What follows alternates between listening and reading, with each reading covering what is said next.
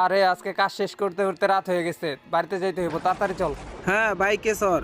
আকাশে প্রচুর পরিমাণ মেঘ ডাকাডাকি করতেছে, মনে হইতেছে ঝড় বৃষ্টি হবে। আল্লাহ ভালো জানে আজকে বাড়ি পর্যন্ত পৌঁছাতে পারবো কিনা। বাড়ি তো অনেক দূর, যাইতেও সময় লাগবে রে। কি ব্যাপার, হুট করে গাড়িটা বন্ধ হয়ে গেল? আচ্ছা, গাড়ির তেল তো আবার শেষ হয়ে গেল না? আরে তেল শেষ হবে কেন? একটু আগেই তো তেল ভরে আসলাম। হ্যাঁ, আসার আগেই তো তেল ভরে নিয়ে আসলাম, আমার তো মনে ছিল না। আচ্ছা তুই পিছনে বসে থাক, আমি আবার স্টার্ট দিতাছি। মনে হয় ইঞ্জিনে কোনো সমস্যা হয়েছে। তাহলে এখন কি করা যায়? রাত তো এখন অনেক হয়ে গেছে, আশেপাশে গ্যারেজ আছে কিনা তাও তো জানি না। আরে এমনিতেই রাত অনেক বেশি হয়ে গেছে, তার মধ্যে আবার হুট করে গাড়িটাও নষ্ট হয়ে গেল। দেখে আমি একটু চেষ্টা করে স্টার্ট হয় কিনা। আরে ইয়ার স্টার্ট হ, তাড়াতাড়ি হ। আরে আশেপাশে তো অনেক নির্জন। আরে আশেপাশে একদম নির্জন, একটা মানুষও তো দেখতাছি না রাস্তাতে। তো এখন কি করব? চল তাহলে আমরা একটা কাজ করি, এই গাড়িটা আমরা ঠেলে ঠেলে নিয়ে যাই। তাছাড়া কি করব এখন? আরে এই সময় আবার বৃষ্টিও নামলো। আরে নাতিরা, এত গভীর রাইতে এখানে? তোমাদের কি গাড়ি নষ্ট হয়ে গেছে? হ্যাঁ দাদু, আমাদের গাড়িটা নষ্ট হয়ে গেছে। তা আপনি কিভাবে জানলেন? আর এত রাত্রেবেলা আপনি এইখানে? আমি সবই জানি, আর এখানে আমার একটা বাসা আছে। তোমাদের যদি কোনো সমস্যা না থাকে এখানে আজকে রাতটা থাকতে পারো। এমনিতেও রাত অনেক হয়ে গেছে, তার মধ্যে আবার বৃষ্টি পড়তেছে। রাকিব, কি বলিস, থাকবি? আচ্ছা তুই যেটা ভালো মনে করিস। আচ্ছা তাহলে চল যাই দাদুর সাথে, আজকে রাতটা এখানে কাটাই দিই, কালকে সকাল হইলে চলে যাবো নি। তাড়াতাড়ি করে আসো নাতিরা, তোমাদের বৃষ্টিতে ভিজলে ঠান্ডা লাগবে। আর তোমাদের রুমটা দেখিয়ে দিতেছি, এই যে এই রুমটাতে তোমরা থাকবা। আচ্ছা দাদু, ঠিক আছে।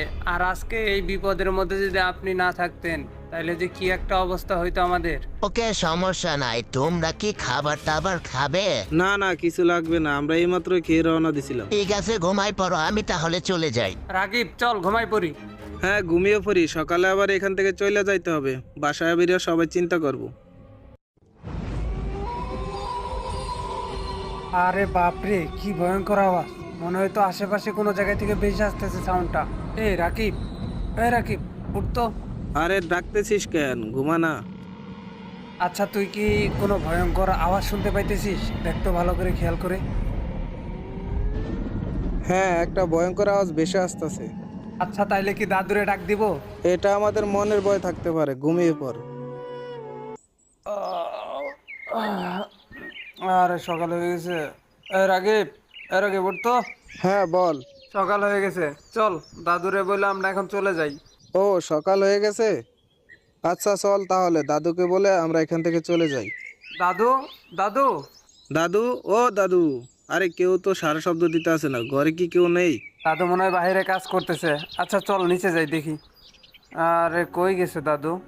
আরে বাপরে, এইখানে এতগুলা কবর! এই কবরগুলো তো রাতের বেলা খেয়াল করি নাই। আচ্ছা তাড়াতাড়ি এই জায়গা থেকে চলে যাই, এই জায়গাটা আমার কাছে অনেক ভয় লাগতাছে। হ্যাঁ হ্যাঁ, চল এখান থেকে চলে যাই। আর যদি রাস্তায় কাউকে পাই তাহলে জিজ্ঞাসা করবো এই বাড়িটা সম্পর্কে। আচ্ছা ঠিক আছে, বাইকে বসলাম, ভাই তুইও বস দেখি। আরে গাড়ি তো ঠিক হয়ে গেছে, গাড়িটা না নষ্ট ছিল। ওই তো একটা মানুষ দেখা যায়। ভাই এদিকে আসেন তো একটু। হ্যাঁ ভাই, কিছু বলবেন? আচ্ছা ভাই, আপনার বাসা কোথায়?